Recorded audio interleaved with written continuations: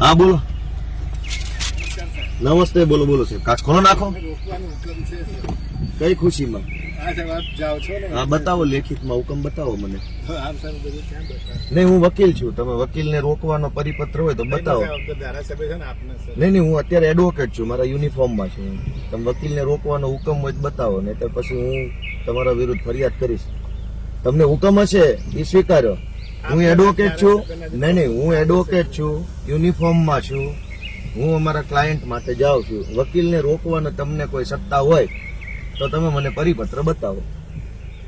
હું ધારાસભ્ય છું, હું ગુજરાતનો નાગરિક છું, એ બધું બરાબર છે. આજે હું વકીલ છું, બરાબર છે, પણ હું એડવોકેટ છું, હું મારા યુનિફોર્મમાં છું. ના ના, મજબૂરી શું કામ છે? તમે કાયદા પ્રમાણે હાલો ને, કાયદા પ્રમાણે હાલો. મજબૂરી શું કામ?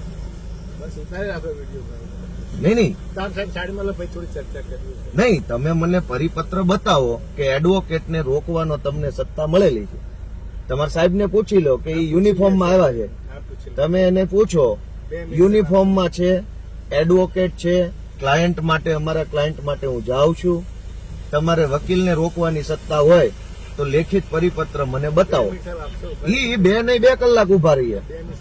હાલો હાલો હાલો.